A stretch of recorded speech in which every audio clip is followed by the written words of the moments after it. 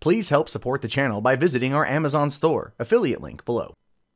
Hey, what's going on, everybody? My name is Matt Jarbo. This is 3 Buck Theater, and remember back in August 2014, so just over 3 years ago, Luc Besson had a new movie coming out, a kind of a science fiction action film called Lucy, starring Scarlett Johansson, and fresh off of her success from Captain America Civil War, helped propel this film all the way up to $426 million in the worldwide box office off of a $40 million budget.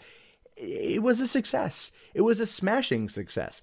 I remember when that movie came out, people at my theater rushed to go see it. They enjoyed it up until probably the final moments of the film, because then it just went really crazy. And then after it just went bad after that. It really did. It wasn't anything to write home. I hated the ending of Lucy. I enjoyed the movie up to that point, but then when the whole thing about string theory kicks in, and then she becomes this like puddle that goes into like the interwebs, I just was like, really, Luc Besson? Like, is your head just so much up your butt right now you just can't figure it out? But that's essentially what I feel happened with the end of Lucy. But hey, what do you know? Success always kind of brings sequels.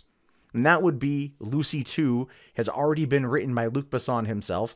And I'm sure EuroCorp is going to be, EuropaCorp, sorry, is going to be on board with making this thing a reality. And the reason why is because it grossed 10 times its production budget. So yeah, they're going to want to go back and try to retap that well. They're going to want to drink that milkshake again. And the reason why this is happening, believe it or not, is because Valerian and the City of a Thousand Planets tanked and bombed, which is unfortunate because everyone I've talked to who has seen the movie liked it. I never got the chance to go see it myself. I'm waiting for Blu-ray to pick it up, but people really liked Valerian. Those who normally don't like those kind of movies who ended up seeing it.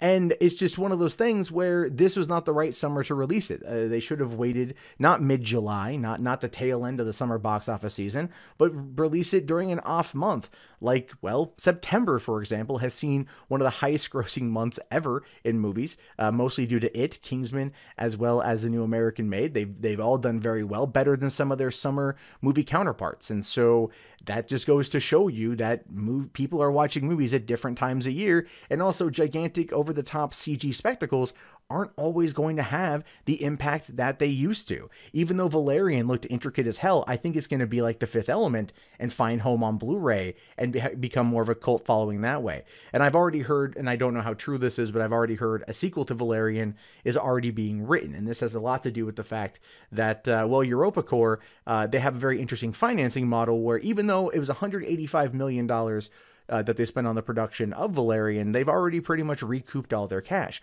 One of the things EuropaCorp likes to do is create low-budget action films, like Taken 2, From Paris with Love, a whole bunch of other movies. I can't even mention them all right now. And they put them out there, and they generally tend to gross enough money to warrant their production cost and then bring in a little bit extra. And they just keep doing that, and as a result, they have been able to turn quite a big profit. So what they're going to be doing now with Lucy 2 and other movies is they're kind of scaling down their big CG sci-fi epics, right? They're not going to be doing that. They're focusing on action thrillers and science fiction films, with the aim is to produce 2 or 3 English language films a year, which is what they were doing before, and they were doing pretty well. The problem with EuropaCorp is the same problem that Lucy 2 is going to have. As much as I love Besson, he's not always the best at kind of going into sequels, right? Look at Taken 2. Taken 2 was a fun movie. It was good for what it was. It didn't have the impact of the first movie. Then again, what really would? That first movie came out of nowhere and blew everybody away. This time around, it was definitely interesting, but still just kind of eh. And Lucy could be the same thing, given how that movie played out at the very end. She's just gone. And that's not even to say that Scarlett Johansson is going to come back for the sequel. However, this is just my thought on this one. Not having Scarlett Johansson come back is going to actually damage the movie. Like I pointed out before, her success coming off of Captain America Winter Soldier, that was in April of 2014. And then this was 3 months later in August, or 4 months later in August, really helped propel that movie to do well. People wanted to see a female-led action film, and they liked Scarlett Johansson and what she did in Winter Soldier, and so they decided to go check out Lucy, and Lucy just happened to do well enough to make a lot of money. And again, up until the ending, it was good. I think the movie itself went too far. It got a little bit too ahead of itself. It pulled the cart before the horse, if you will. And Besson maybe just was high on his own farts. And I love Besson as a writer. I love Besson as a director. And in him, I have faith. I have trust. So when I hear Lucy 2 is coming, I'm like, I'm willing to give it the benefit of the doubt. I'm willing to go see it because I will watch whatever this guy does. And I hope that it's something that he can build upon and then actually give us a proper ending and not just something that it makes very little sense and leaves most of the audience confused as all hell. It's like, like the 90-10 thing. It's like 90% great, 10% crap.